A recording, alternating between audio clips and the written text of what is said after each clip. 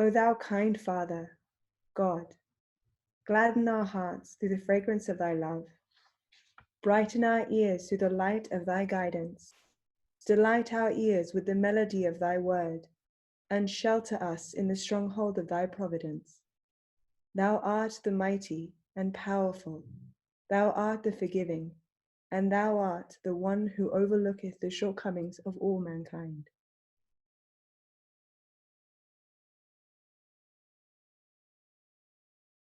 Now, we've got a very exciting session this time, I must say. There's a lot to cover.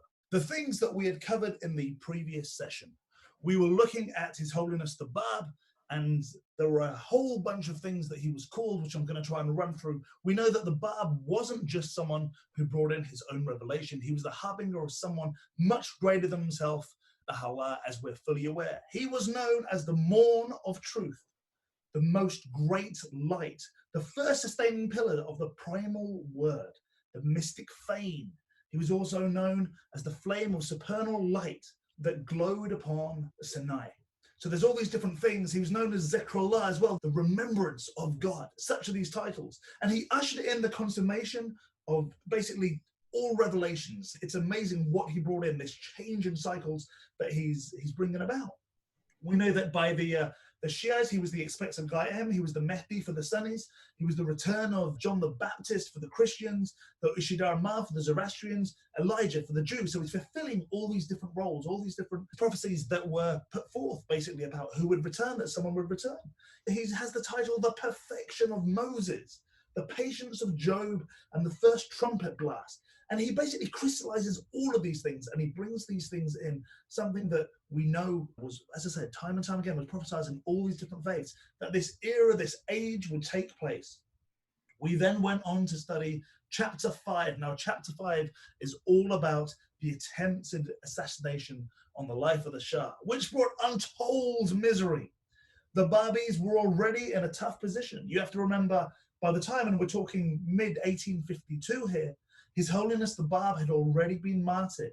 The 3 battles that we keep talking about that took place in Fort Tabasi, down in Nayriz, and also in Zanjan up here, these 3 battles had now come to an end. Countless Babis were already murdered. We know that the 7 martyrs of Tehran, they had had their fill as well.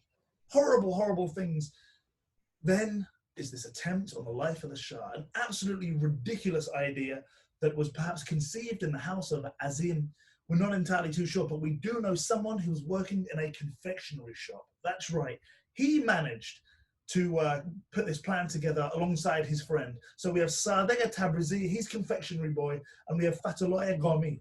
Now these guys, whilst in Niavaran, where the king was, Sadegh Tabrizi is there with his little pellet gun. He shoots the Shah. Apparently there were 4 bullet wounds that went into him, although they barely went anywhere. There was like a pellet gun that they shot him with. We know that the string of the horse that the horse was ornamented with, that gets cut as well. After this, they both run around the Shah. They're trying to pull him off the horse. One grabs one leg, the other grabs the other leg. It's absolutely ridiculous. Who comes then flying in? None other than the Prime Minister. Now, the Prime Minister at this moment is Mirza Aga Khan Nouri. So Mirza Aga Khan Nouri had taken over Mirza Taghi, who had only served for maybe 3 years. Before him was Haji Mirza Aghasi. So Mirza Aga Khan Nouri had only been in power roughly around 6 months, because in the January of 1852 is where Mirza Taghi Khan, he stops being the Prime Minister. So we know Mirza Aga Khan Nouri is in charge. He has a lockdown on the city. Now, when this attempted assassination took place, it was picked up in press from all around the world. There's reports from New York, from London, from everywhere that this attempted assassination had indeed taken place. They decide to get someone by the name of Abbas, who was a servant of a well-known Babi at the time. And they get him and they threaten him with inhumane tortures unless he goes around the surrounding area and points out all of the Babis. He's also told to point out people that may have wealth, that may be able to pay a little bribe to get out of this. So Abbas is forced to do this. He goes around pointing. We know that Sadegh Tabrizi, he's tied to a mule. He's dragged all the way from Niavaran to Tehran. He's then cut in half.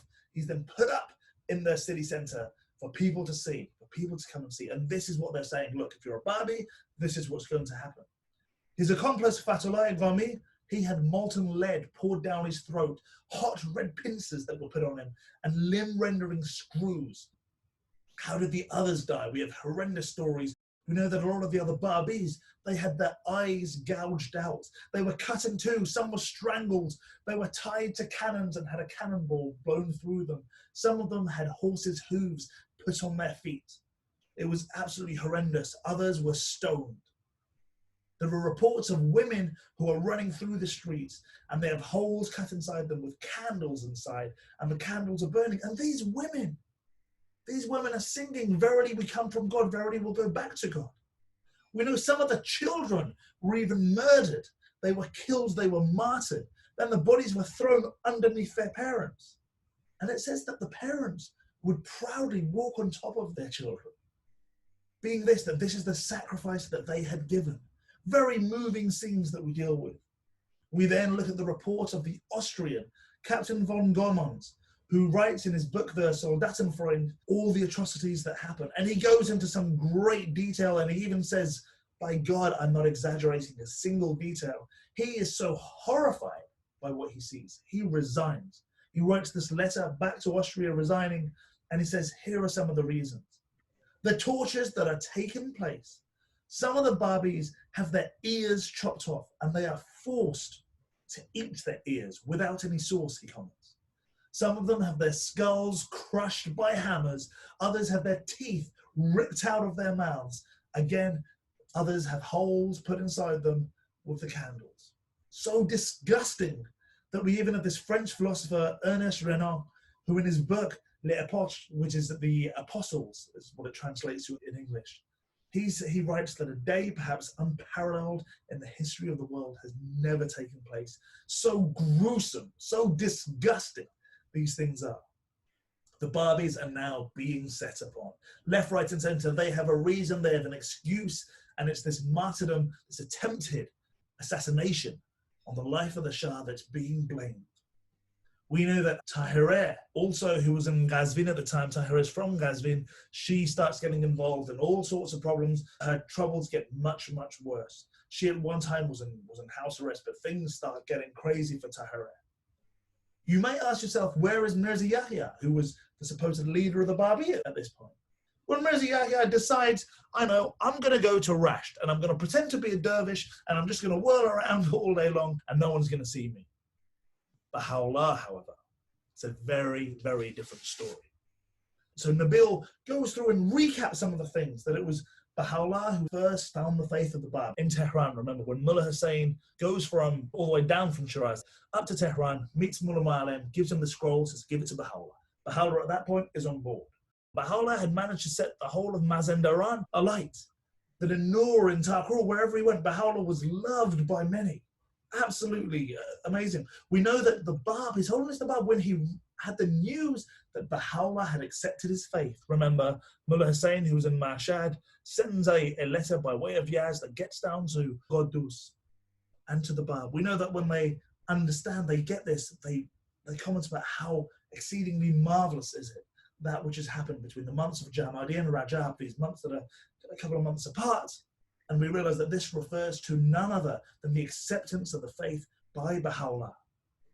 We know that Qudus was promised that he would meet Baha'u'llah. Remember, when the Bab comes back from pilgrimage from Mecca and Medina, he's with Qudus, and the Bab says to him, look, you've been with me for 9 months, our work is done, you will now go on to meet him whom God shall make manifest. We know that it was Baha'u'llah after His Holiness the Bab was taken from Shiraz, Isfahan, Qom. He's heading up towards Tehran, and while he's in Kulain, Baha'u'llah writes him this letter, which apparently really calms the Bab down. It relieves him the agitation of the Bab. We know that Baha'u'llah was the one behind the freeing of Tahirih. Remember Tahirih, who was in Ghazvin, and she was under house arrest in Ghazvin because her father-in-law was murdered, and some people are saying it's the Babis, and Tahirih was behind it. Baha'u'llah devises this incredible plan where somebody dressed in the guise of a beggar goes, gives her a note, 3 horses are waiting, they escape from Ghazvin, they get to Tehran, and then they end up at none other than the conference, Abad Asht, which is over here. We know it was again Baha'u'llah who was the chief orchestrator at the conference Abad Asht.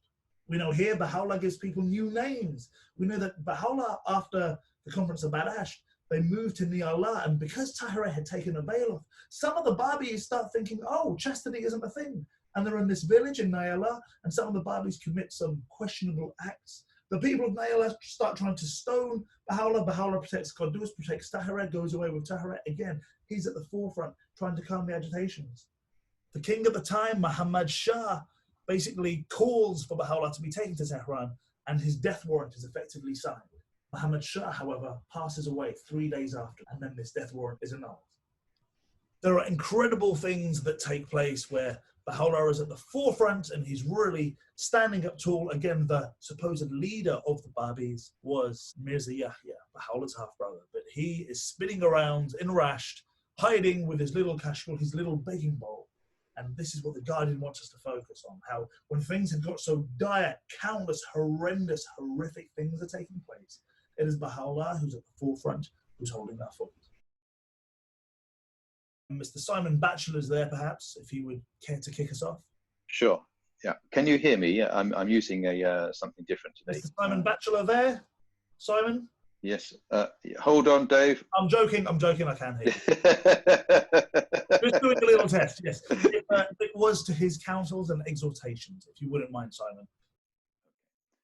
It was to his counsels and exhortations addressed to the occupants of Sheikh Tabasi, who had welcomed him with such reverence and love during his visit to that fort, that must be attributed in no small measure the spirit evinced by his heroic defenders.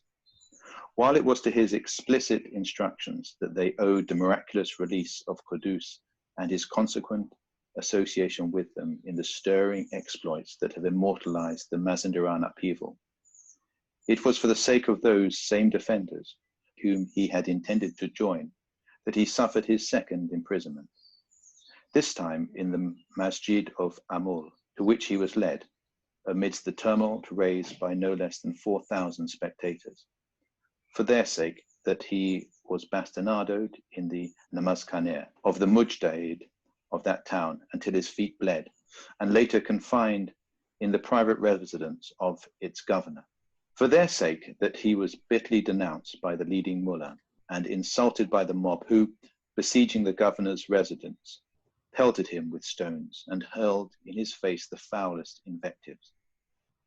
He alone was the one alluded to by Qudus who, upon his arrival at the fort of Sheikh Tabasi, uttered, as soon as he had dismounted and leaned against the shrine, the prophetic verse, "The Baghiyat Allah, the remnant of God, will be best for you if ye are of those who believe."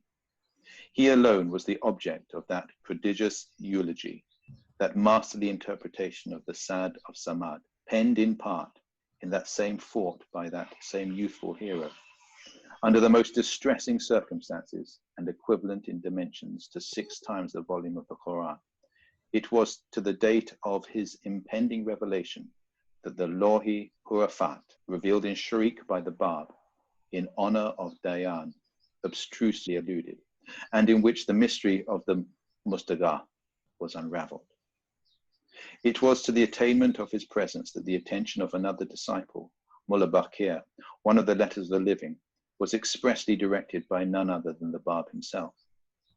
It was exclusively to his care that the documents of the Bab, his pen case, his seals, and agate rings, together with a scroll on which he had penned in the form of no less than 360 derivatives of the word Baha, he delivered in conformity with instructions he himself had issued prior to the departure from Sharik.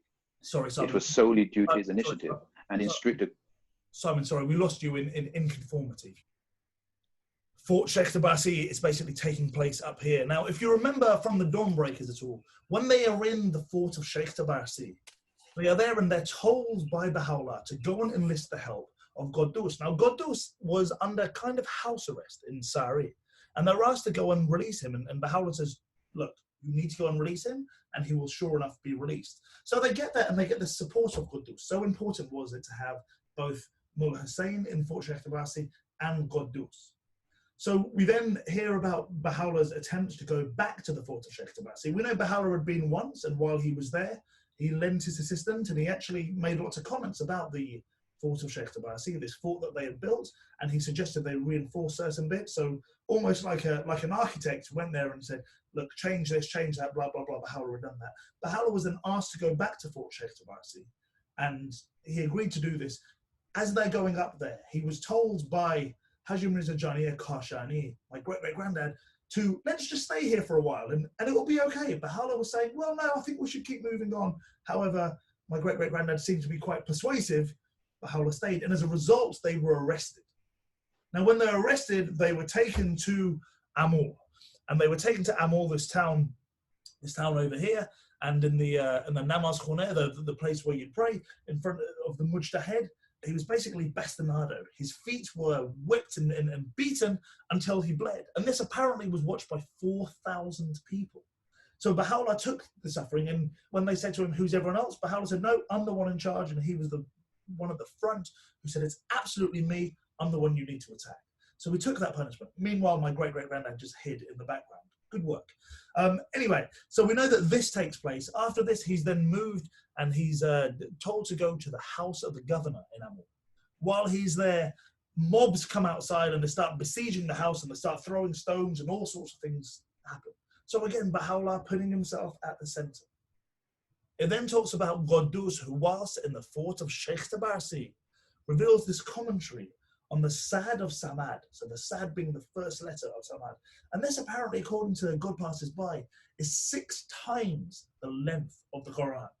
The Quran, which is about 7,000 verses, so that's 42,000 verses in which he writes about this.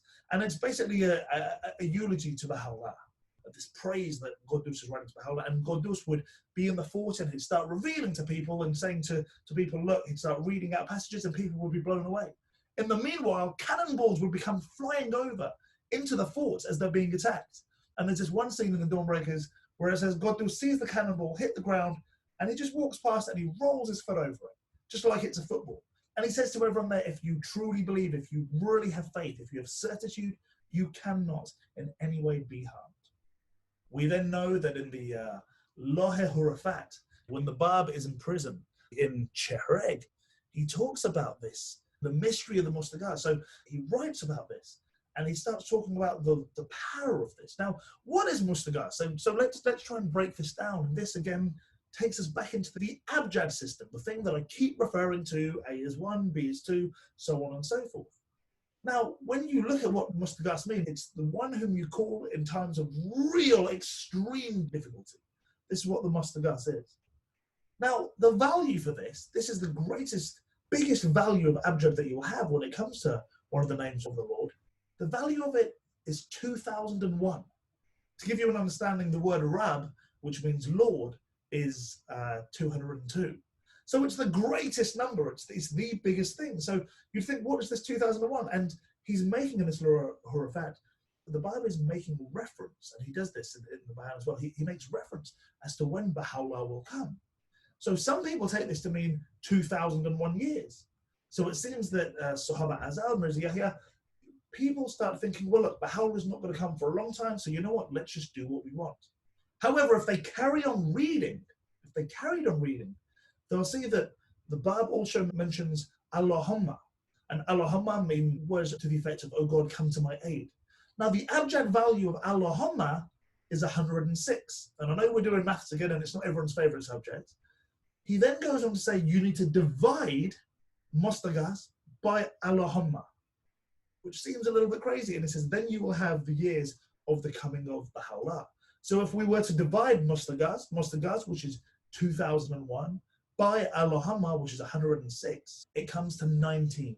So again, this abjad system being used and the explanation of what this Mustaghar is absolutely incredible. There is a video which I saw about a week ago in which Janabi Aziz Yazdi is recounting his childhood in the Holy Land. And he was in the presence of Abdul Baha when Abdul Baha said to a Western believer who wanted to know what should she pray, how should she pray to achieve what she wished, when it was very important. And Abdul Baha said, say, Ya Ali al-Mustaghas, he who is invoked. And then Aziz Yazdi said, well, I've used that my whole life and it's always worked.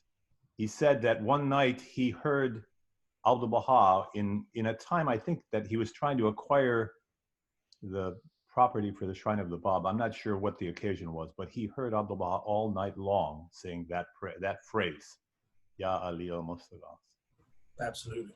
Thank you, Rick. Yeah, very, very powerful. There's this recitation of saying it 9 times, which supposedly carries these magical powers. I think any words of God, to be honest, will do that, but it's the most, in times of absolute need, this is what it is, calling him. It was exclusively to his care that the documents of the Bab, his pen case, his seals, and agate rings, together with a scroll in which he had penned in the form of a pentacle, no less than 360 derivatives of the word Baha, were delivered, in conformity with instructions he himself had issued prior to his departure from Chihrik. It was solely due to his initiative and in strict accordance with his instructions that the precious remains of the Bab were safely transferred from Tabriz to the capital and were concealed and safeguarded with the utmost secrecy and care throughout the turbulent years following his martyrdom.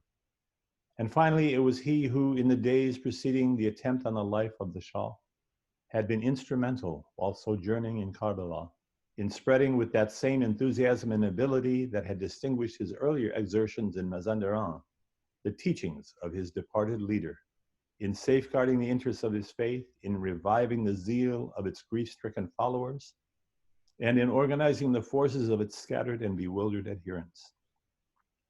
Such a man, with such a record of achievements to his credit, could not, indeed did not, escape either the detection or the fury of a vigilant and fully aroused enemy. Afire from the very beginning with an uncontrollable enthusiasm for the cause he had espoused, conspicuously fearless in his advocacy of the rights of the downtrodden, in the full bloom of youth, immensely resourceful, matchless in his eloquence, endowed with inexhaustible energy and penetrating judgment, possessed of the riches and enjoying in full measure the esteem, power, and prestige associated with an enviably high and noble position, and yet contemptuous of all earthly pomp, rewards, vanities, and possessions.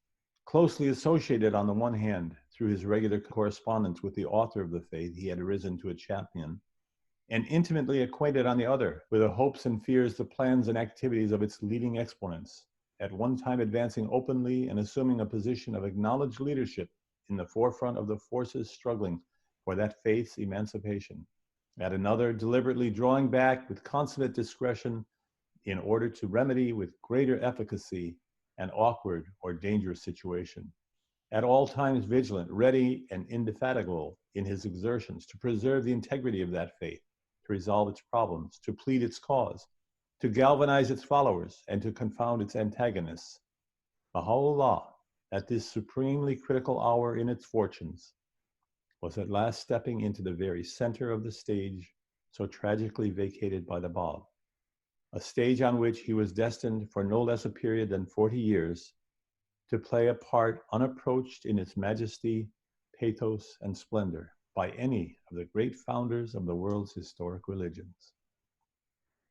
Already so conspicuous and towering a figure had, through the accusations leveled against him, kindled the wrath of Muhammad Shah, who, after having heard what had transpired in Badasht, had ordered his arrest in a number of farmans addressed to the Khans of Mazandaran, and expressed his determination to put him to death. Haji Mirza Akhasi, previously alienated from the Wazir, Baha'u'llah's father, and infuriated by his own failure to appropriate by fraud an estate that belonged to Baha'u'llah, had sworn eternal enmity to the one who had so brilliantly succeeded in frustrating his evil designs. The Amir Nizam, moreover, fully aware of the pervasive influence of so energetic an opponent, had, in the presence of a distinguished gathering, accused him of having inflicted as a result of his activities a loss of no less than 5 crores upon the government, and had expressly requested him, at a critical moment in the fortunes of the faith, to temporarily transfer his residence to Karbala.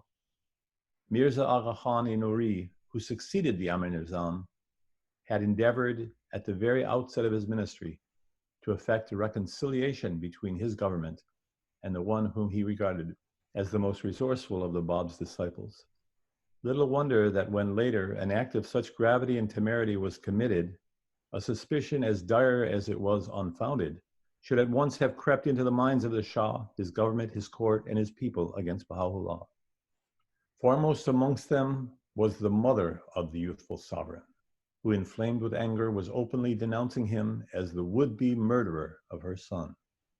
The Bab had written 360 derivatives of the name Baha, and this was given to Mullah Baqir, who then had passed it on to Baha'u'llah. So again, the Bab, knowing full well who Baha'u'llah was, the glory of God, there's further proof that's in there. We also know that the remains of the Bab were taken once the Bab was murdered up in Tabriz.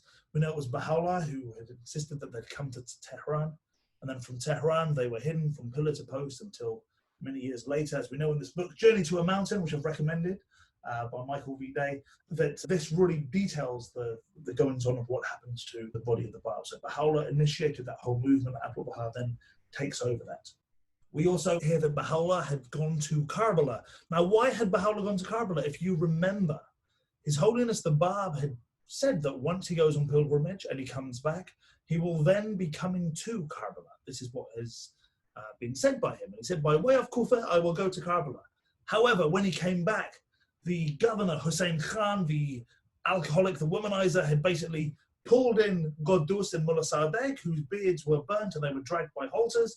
After Mullah Sadegh changed the azan, he added some words. Ali Gabla Muhammad Beradi is the servant of the Baghiyatollah. So he added this thing that the Bab was the servant of the Baghiyatollah, meaning the remnant of God. And after that, they weren't happy enough, so they decided to bring the Bab into Shiraz, and this is where the Bab was slapped and was put in prison and had to go to a mosque and proclaim that he wasn't the intermediary or the representative of the Bab. Now, after this, things were so dangerous for the Bab. It seems that the Bab had changed the plan, that he wasn't going to go to Karbala, and he was going to remain in Shiraz.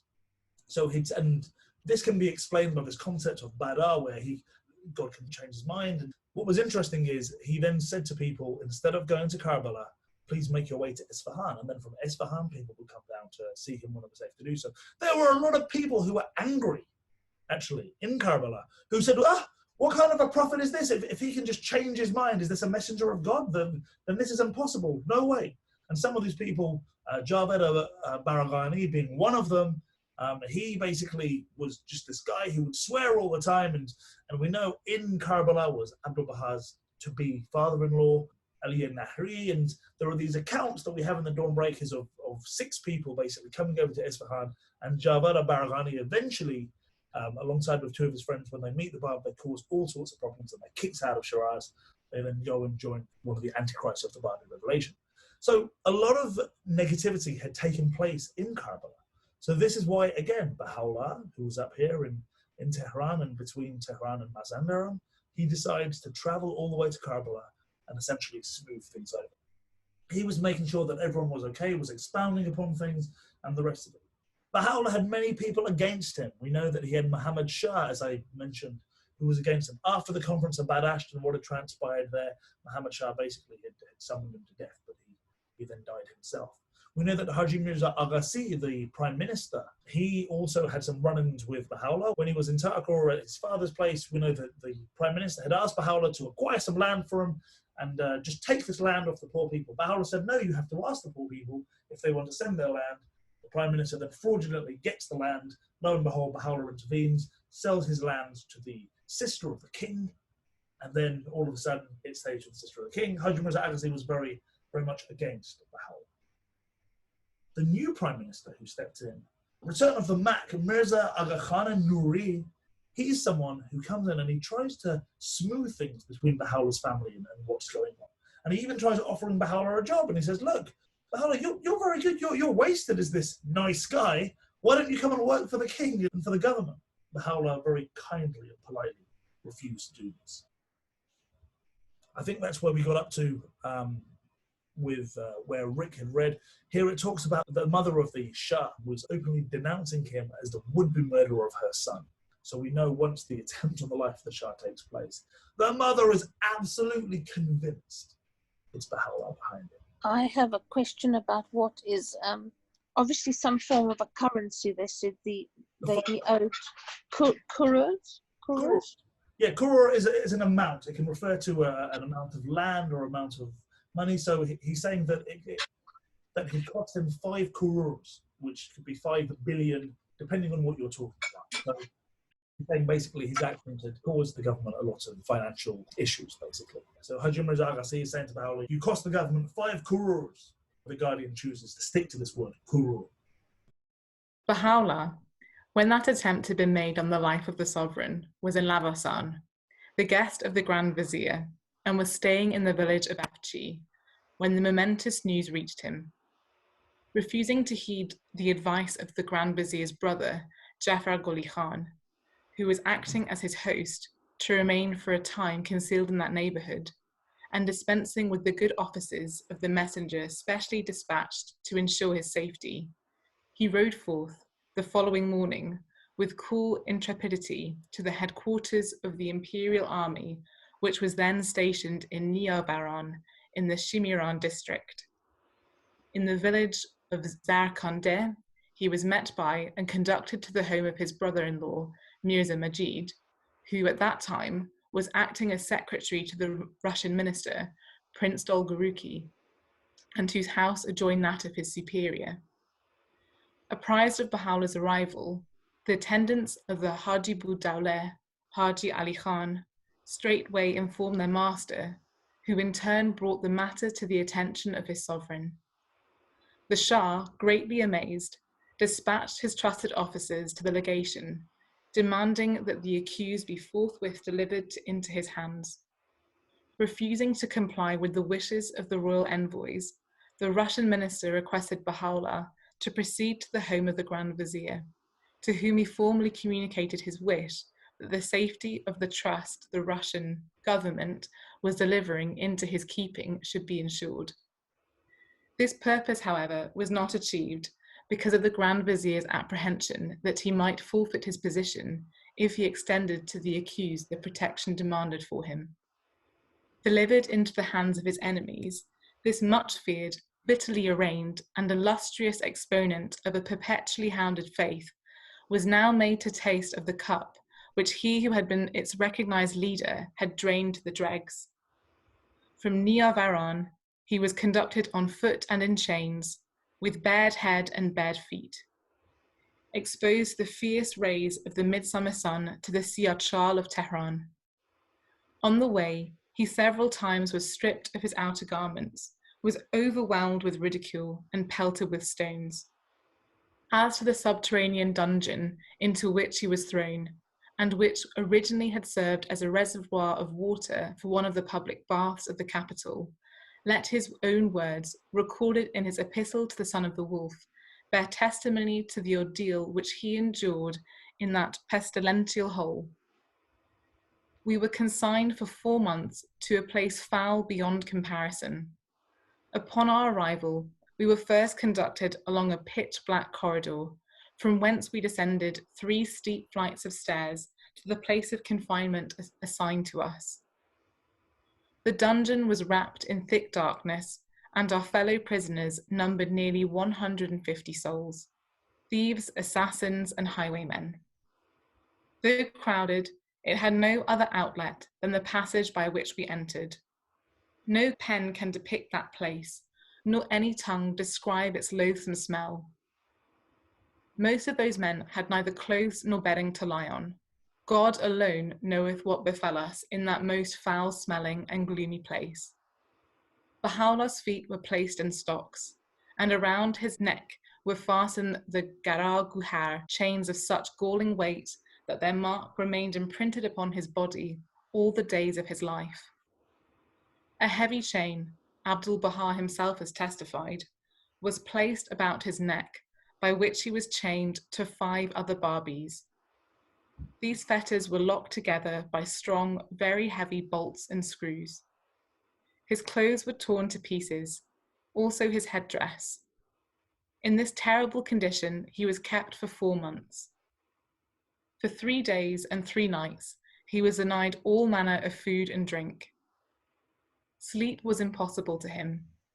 The place was chill and damp, filthy, fever-stricken, infested with vermin, and filled with a noisome stench.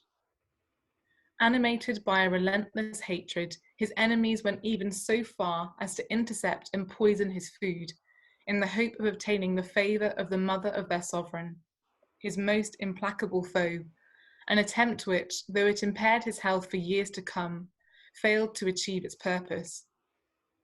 Abdu'l-Baha, Dr. J.E. Esselman records in his book, tells how one day he was allowed to enter the prison yard to see his beloved father, where he came out for his daily exercise. Baha'u'llah was terribly altered, so ill he could hardly walk, his hair and beard unkempt, his neck galled and swollen from the pressure of a heavy steel collar, his body bent by the weight of his chains.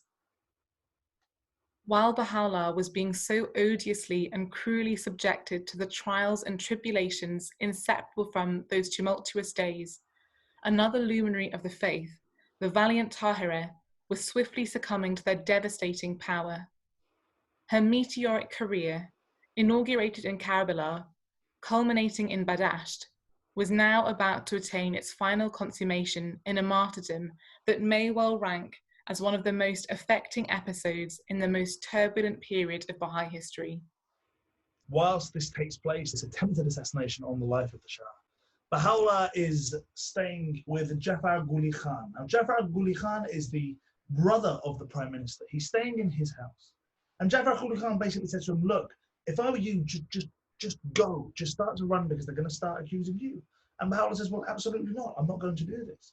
So Baha'u'llah starts making his way down, and he starts going towards the area that they're in Shimaran, and the village of Zarkandeh eventually. He goes to Zarkandeh, where his brother-in-law, Mirza Majid, is. And Mirza Majid is actually a servant for the legation, this Russian diplomat, Dolgoruki, and his house is joined. So he goes there and he speaks to him, and Dolgoruki comes in and says, look, he really falls in love with Baha'u'llah, and his daughter, I think, specifically, is really enamored with Baha'u'llah.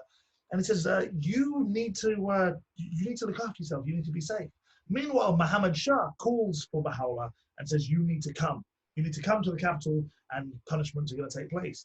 Dolgoruki says, no, look, I tell you what, I have a plan.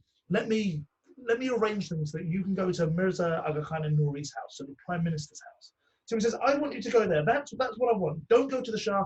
Please go to the Prime Minister's house. Baha'u'llah refuses to do this. And in fact, Mirza Aga Khan Nouri also turns around and says, look, I have no issues with Baha'u'llah, but imagine if I do this. I was there when the Shah got the attempted murder against him.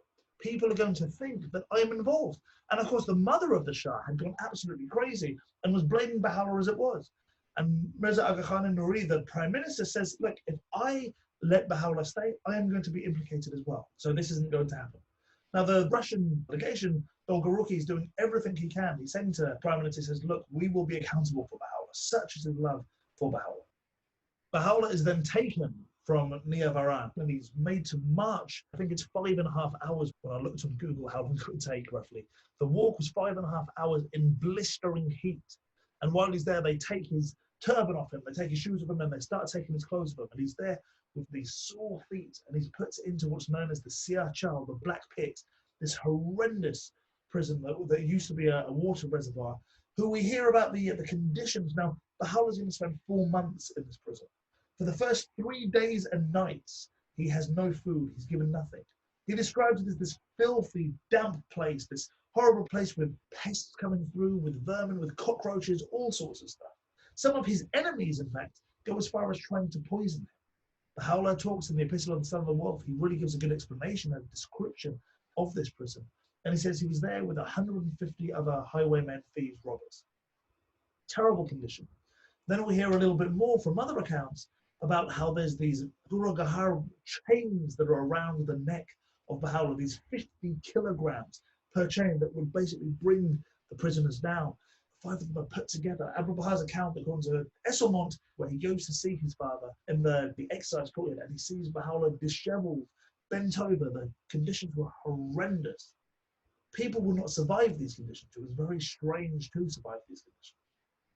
One of my favorite stories, in fact, that come from this the Siar Chal, from this period, is where one day the king decides to give food to the prisoners.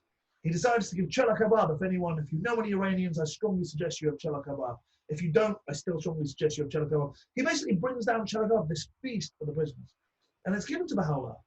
And it's said that this is a gift from the king. Baha'u'llah then takes this food, gives it back to the person who brought it, and says, tell the king, this is a gift from his king. Such powerful, powerful words. Everybody obeys, apart from one of my favorite people from the Dawnbreakers, somebody by the name of Hossein Mossadegh Ghomi. This one person who the smell of the kebab is getting to him just a little bit, and everyone's happy not having his kebab, and it's a very serious moment. Hossein Mossadegh Ghomi says, well, I'll just, and he just grabs the kebab and he eats it. And it's incredible to me that he's in the Dawnbreakers for this sole purpose, for eating the food that he wasn't meant to eat. In England, we sometimes call people, a doubting Thomas, so these names that come. Maybe people will be called Hossein Mossadegh Ghomi if they start eating food in the future. Who knows? So for the next possibly 15,000 years while we wait the next manifestation of God, we've got this book, The Dawnbreakers, which we're meant to master, and Hossein Mossadegh Ghomi is in this book and will stay in this book. I digress slightly. So the conditions were so horrific, so horribly horrific. It then goes on to talk about Tahirih now, the beautiful Tahirih, who, as we know, was the penultimate letter of the living, the penultimate of the 18 who first accepted the message of Bab.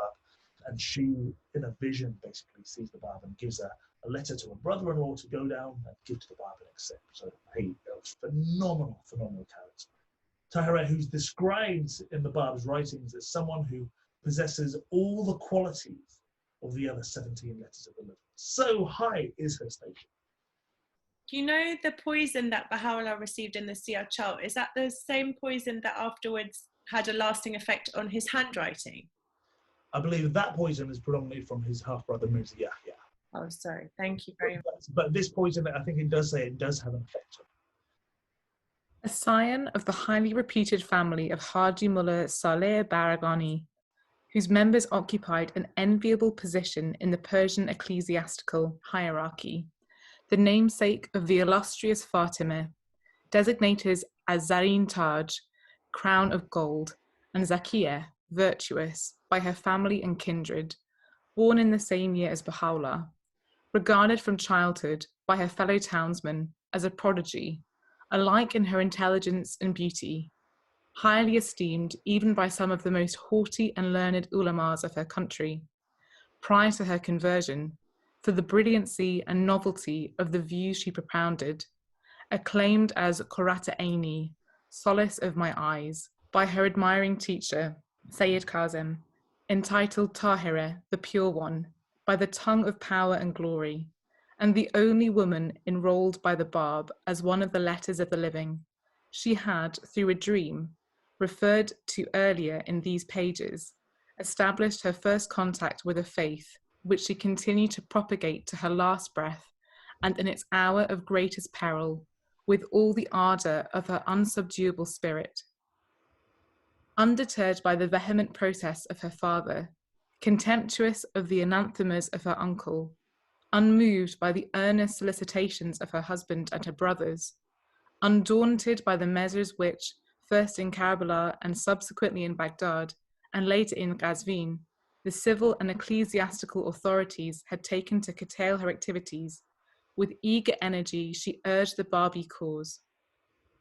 Through her eloquent pleadings, her fearless denunciations, her dissertations, poems and translations, her commentaries and correspondence, she persisted in firing the imagination and in enlisting the allegiance of Arabs and Persians alike to the new revelation, in condemning the perversity of her generation, and in advocating a revolutionary transformation in the habits and manners of her people. She it was who, while in Karbala, the foremost stronghold of Shia Islam, had been moved to address lengthy epistles to each of the ulamas residing in that city, who relegated women to a rank little higher than animals and denied them even the possession of a soul, epistles in which she ably vindicated her high purpose and exposed their malignant designs. She it was who, in open defiance of the customs of the fanatical inhabitants of that same city, boldly disregarded the anniversary of the martyrdom of the Imam Hussein, commemorated with elaborate ceremony in the early days of Muharram, and celebrated instead the anniversary of the birthday of the Bab, which fell on the first day of that month. It was through her prodigious eloquence and the astounding force of her argument that she confounded the representative delegation of Shia, of Sunni, of Christian and Jewish notables of Baghdad, who had endeavoured to dissuade her from her avowed purpose of spreading the tidings of the new message. She it was who, with consummate skill, defended her faith and vindicated her conduct in the home and in the presence of that eminent jurist, Sheikh Mahmoud al-Alusi, the Mufti of Baghdad, and who later held her historic interviews with the princes, the ulamas, and the government officials residing in Kermanshah, in the course of which the Bab's commentary on the Surah of Kawthar was publicly read and translated, and which culminated in the conversion of the Amir, the governor, and his family. It was this remarkably gifted woman who undertook the translation of the Bab's lengthy commentary on the Surah of Joseph, the Qayyum al-Asma, for the benefit of her Persian co-religionists, and exerted her utmost to spread the knowledge and elucidate the contents of that mighty book. It was her fearlessness, her skill, her organizing ability, and her unquenchable enthusiasm which consolidated her newly won victories in no less inimicable a centre than Qazvin, which prided itself on the fact that no fewer than 100 of the highest ecclesiastical leaders of Islam dwelt within its gates. It was she who, in the house of Baha'u'llah in Tehran, in the course of her memorable interview with the celebrated Wahid, suddenly interrupted his learned discourse on the signs of the new manifestation and vehemently urged him, as she held Abdul-Baha, then a child, on her lap, to arise and demonstrate through deeds of heroism and self-sacrifice the depth and sincerity of his faith. It was to her doors, during the height of her fame and popularity in Tehran, that the flower of feminine society in the capital flocked to hear her brilliant discourses on the matchless tenets of her faith. It was the magic of her words which won the wedding guests away from the festivities on the occasion of the marriage of the son of Mahmud Khan Kalantar, whose house she was confined, and gathered them about her, eager to drink in her every word. It was her passionate and unqualified affirmation of the claims and distinguishing features of the new revelation, in a series of 7 conferences with the deputies of the Grand Vizier commissioned to interrogate her, which she held while confined in that same house, which finally precipitated the sentence of her death. It was from her pen that oaths had flowed attesting, in unmistakable language, not only her faith in the revelation of the Bab, but also her recognition of the exalted and as yet undisclosed mission of Baha'u'llah. At last, but not least, it was owing to her initiative, while participating in the Conference of Badasht, that most challenging implications of a revolutionary and as yet but dimly grasped dispensation were laid bare before her fellow disciples, and the new order permanently divorced from the laws and institutions of Islam. Such marvelous achievements were now to be crowned by and attain their final consummation in her martyrdom in the midst of the storm that was raging throughout the capital. We're talking about Tahirih, who's also called Zarin Taj, crown of gold. She's known as Zakiyah, the virtuous one, Qurat Alain, the solace of mine eyes, and then as Baha'u'llah called her Tahirih, the pure one. Now, if we remember, there was a point where some people had real problems with Tahirih. They say, how can Tahirih be so great and so big? I don't understand. And they go and they're complaining to the Bab. And they say, do something about her, put her in a place. And the Bab says, what am I to say when one such as Baha'u'llah has called her the pure one? So we learn about Tahirih. Now, Tahirih was this incredible being. She comes from this illustrious family of ecclesiastics. Her dad, Haji Mullah Saleh Baraghani, a lot of them involved in the ecclesiastical orders. She was married. She was in Qazvin. She actually had a few children as well.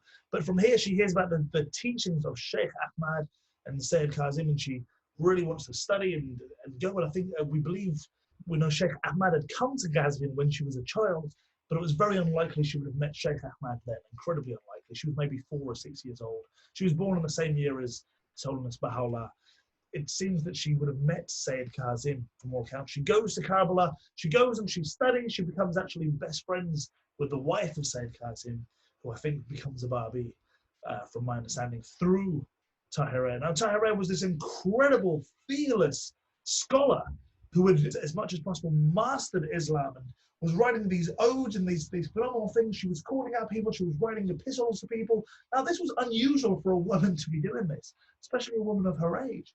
And she's doing all this stuff. And some people are gravitating towards her, being like, wow, what a powerful force. Others, not so much. It's a woman. How dare a woman talk about these things? She goes to Baghdad and she ends up defending. She has this conversation with the Mufti of Baghdad. And the Mufti is like this high-level judge, and she has this conversation, this theological conversation about the precepts of Islam and the coming of the Bab. And there it was with Sheikh Muhammad Alusi. She ends up taking him on and ends up winning. We know that it was her that translated the Qayyum al-Azmar. The Qayyum al-Azmar, of course, the first verse of Surah Mulk, which is what the Bab revealed to Mullah Hussein on their very first meeting. Now, this Qayyum al-Azmar was the main document that a lot of the Babis had, and it's this commentary on the Surah of Yusuf, Surah of Joseph. Tahirih was the one who was responsible for translating, and anyone who's been involved in any form of translation at a high scholarly level understands how difficult a task this is. We then have this beautiful scene where Tahirih is sitting there, and she's sitting down, and who's sitting on her lap but a young Abdul Baha? Can you imagine this? Abdul Baha with Tahirih sitting there. Abdul Baha's on the lap. And Vahid's there. And Vahid, this phenomenal guy who was born in 1811. Tahirih was born in 1817. So he's sort of 6 years older. And he's a man. And he's the wisest guy in the country. And Tahirih turns around and says to him, look, let deeds, not words, be your adorning. Get up, arise, go to action. So powerful is this woman.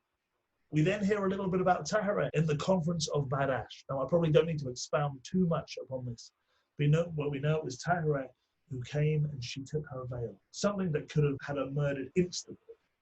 And Sayyid Khalega Yazdi, actually one of the followers there, he slit his throat upon seeing this. Such was this break that she was the one who was called the return of Fatimah, the daughter of Prophet Muhammad, peace be upon him. It's amazing the things that she fulfills, and there's this likeness that's drawn to this. Anyway, really a powerful lady, and that's who we're talking about. One night, aware that the hour of her death was at hand, she put on the attire of a bride and anointed herself with perfume, and sending for the wife of the Kalantar, she communicated to her the secret of her impending martyrdom and confided to her her last wishes. Then closeting herself in her chambers, she awaited in prayer and meditation the hour which was to witness her reunion with her beloved. She was pacing the floor of her room, chanting a litany expressive of both grief and triumph, when the farashes of Aziz Khan Sardar arrived in the dead of night to conduct her to the Ilghani garden, which lay beyond the city gates, and which was to be the site of her martyrdom. When she arrived, the Sardar was in the midst of a drunken debauch with his lieutenants and was roaring with laughter.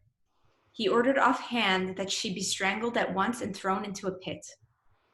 With that same silken kerchief which she had intuitively reserved for that purpose and delivered in her last moments to the son of Kalantar, who accompanied her, the death of this immortal heroine was accomplished. Her body was lowered into a well, which was then filled with earth and stones in the manner she herself had desired. Thus ended the life of this great Babi heroine, the first woman suffrage martyr, who at her death, turning to the one in whose custody she had been placed, had boldly declared, "You can kill me as soon as you like, but you cannot stop the emancipation of women." Her career was as dazzling as it was brief, as tragic as it was eventful. Unlike her fellow disciples, whose exploits remained, for the most part, unknown and unsung by their contemporaries in foreign lands, the fame of this immortal woman was noised abroad, and traveling with remarkable swiftness as far as the capitals of Western Europe, aroused the enthusiastic admiration and evoked the ardent praise of men and women of diverse nationalities, callings, and cultures.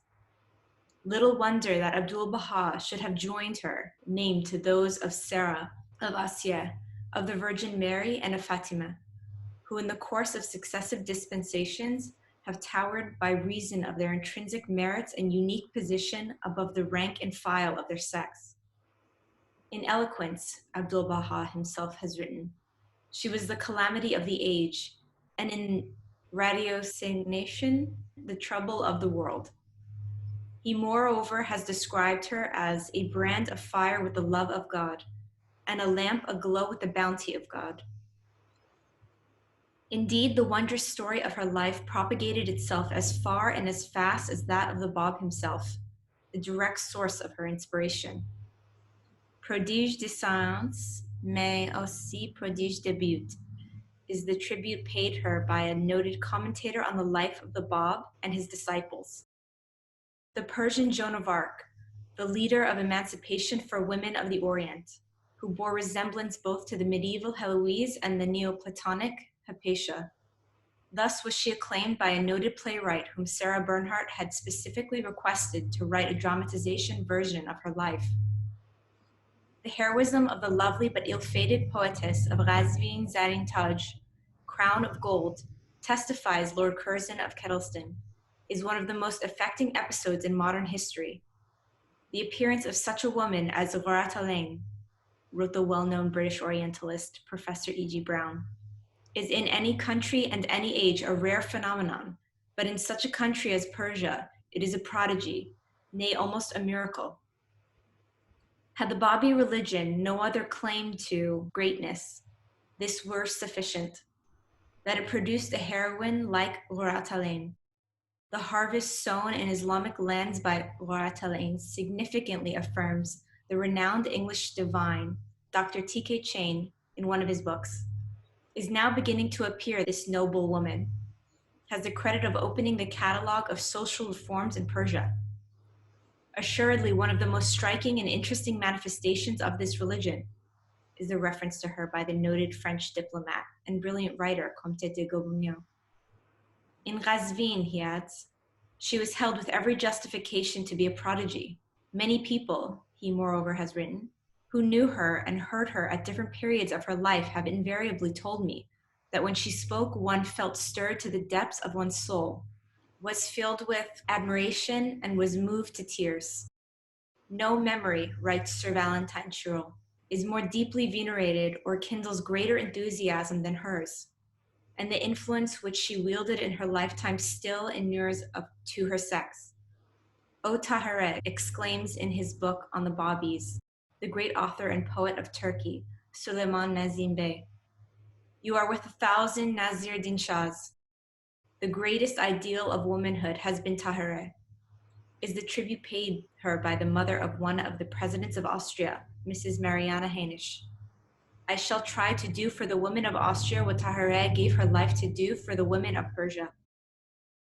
Many and diverse are her ardent admirers, who throughout the 5 continents are eager to know more about her.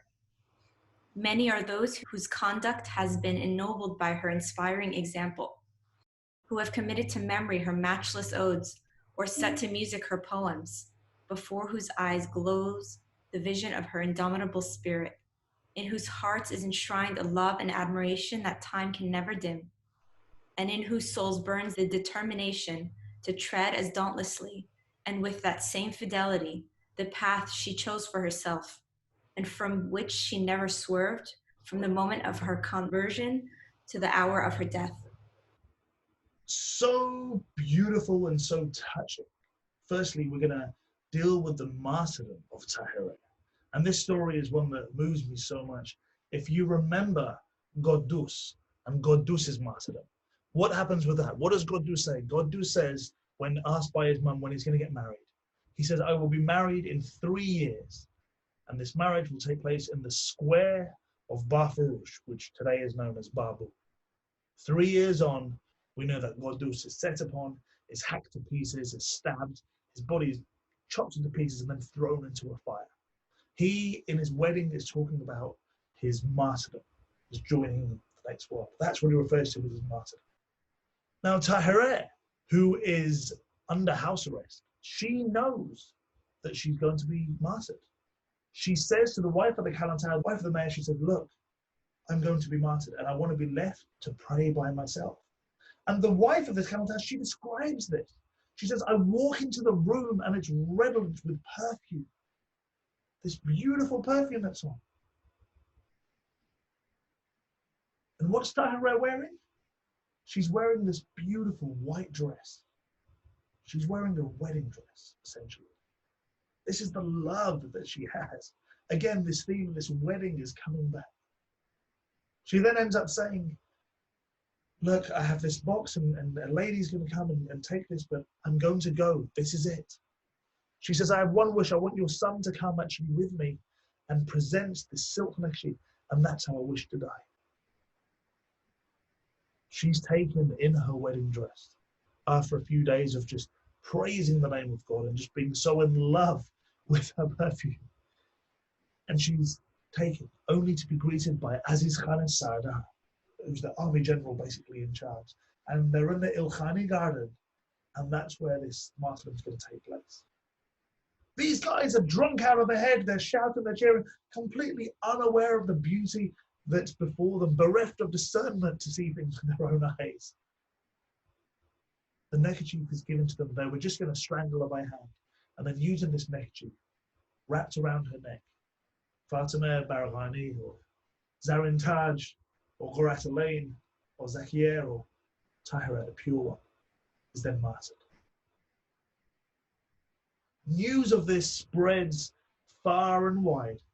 We know that the British Lord Curzon talks about this. We know that the Orientalist from Cambridge, the Westerner that met Baha'u'llah, who was this beautiful description of Baha'u'llah, we know that he also talks about her and says, had the Babi religion had no other claim to greatness, it was this that it produced a heroine like Ghurat Alain. Such was the power and the majesty of Ghurat Alain. Robin, you also comments. There's a whole bunch of people from around the world that are commenting on how amazing she is. She was the first suffragette to be martyred. She says, you can kill me, but you can't stop the emancipation of women. Such was her dedication to His Holiness the Bab. Absolutely a love story, and also for raising up the level of women.